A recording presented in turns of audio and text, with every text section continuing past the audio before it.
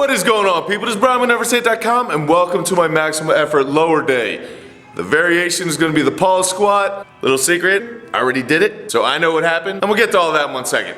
But before we get to that, I want to take a second to answer a question. Both Kirsty and Adam from Facebook asked me about protective gear to include a belt and when it's appropriate to put it on. Now, I used to be on the no belt bandwagon. I was driving that thing. Really believed that if I was using a belt, I was cheating and it didn't count. However, as with many things on the internet that I will come to regret probably in a couple years, sometimes my opinion changes. Not so much on that bandwagon anymore. And the truth of the matter is, when my belted exercises go up, my non-belted ones do as well. However, I feel like the progression gets so much faster when you have a belt, not because a belt protects you. If you're watching this and you think a belt is going to help your terrible form, it's not. You gotta fix your form. A belt may help forgive a couple mistakes, but it's not protecting you from anything. If anything, a belt gives a lot of people a false sense of security, thinking that they can do things that they're really not ready to do, and then they get hurt. Don't be that guy. Now, part of the question is, when is it appropriate to start wearing a belt? Now, this answer is gonna be different for everybody. I don't think there's a right time or a wrong time or a certain number percentage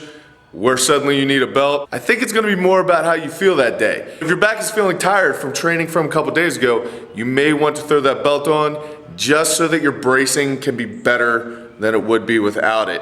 When your core is completely shot and your CNS is down, you are ripe for a back injury. But for the most part, I'd say anything above 500 pounds, I usually have a belt on. One of the main reasons why that is because I have really hurt myself with 500 pounds. Kind of a weight that for me personally, I can't really play around with. If I make mistakes, I pay for them.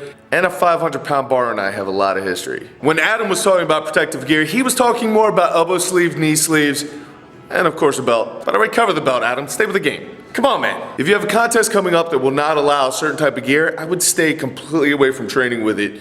You want to mimic your contest as much as you possibly can. For me personally, putting on knee sleeves or elbow sleeves, I don't really feel like give me a ton of extra pounds on the bar. Maybe a couple, I don't know. But a huge benefit of me putting them on is that it keeps my elbows and my knees warm when I'm working out. Now, as I mentioned in the Q&A video, I am not a young guy. I'm 36 years old. 36 is still pretty young. If you think 36 is old, I'm mad at you. 36 isn't old. 36 isn't old. Yeah. Anyways, keeping my elbows and my knees warm helped me a lot with longevity for the sport, and it's something I love doing, so I want to be doing it for a long period of time.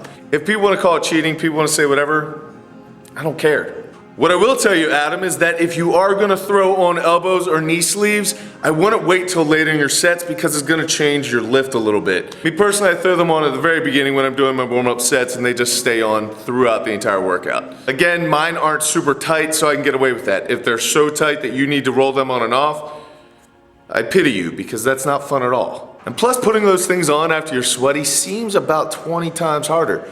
Not interested in that. So thank you very much to both Kirsty and Adam for asking those questions. Hopefully that answer helps you out some. Now on to the maximum effort lower.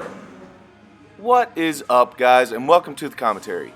So you're jumping right in with me at 315 pounds. I did do the 135 and the 225 sets, and I know it may come as a surprise, but they went completely fine, so I did not include them in the video.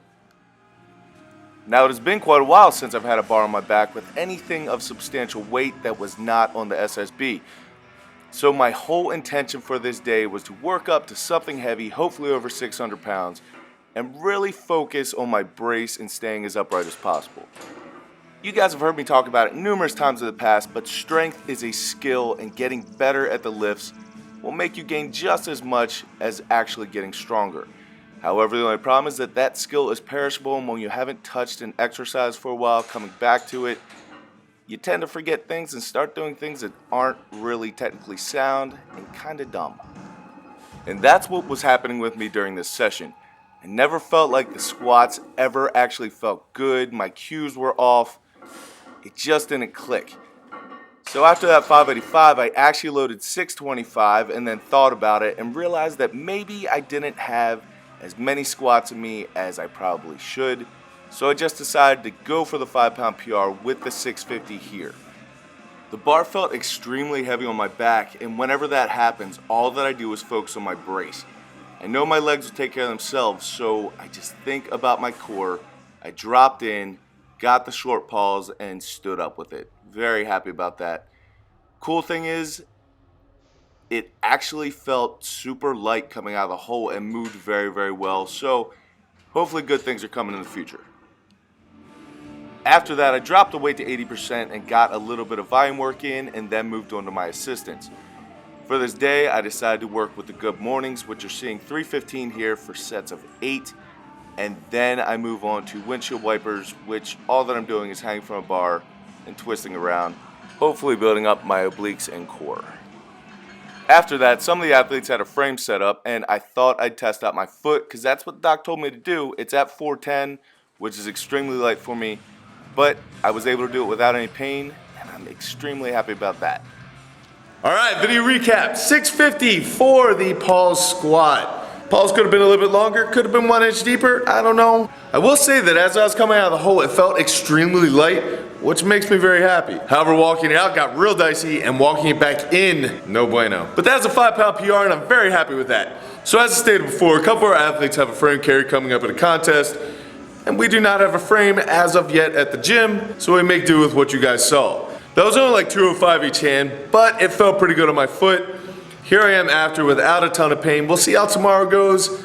Could get ugly, could be great. We will see. I do really appreciate all of you who have subscribed lately and all the positive comments that you guys have been leaving. You guys are awesome. If you have a request for some video that you'd like to see, or a topic you'd like me to cover, or a question for the next Q&A, just leave it in the section below and I will get back to you. Anyway guys, go do awesome things and I will catch up with you next time.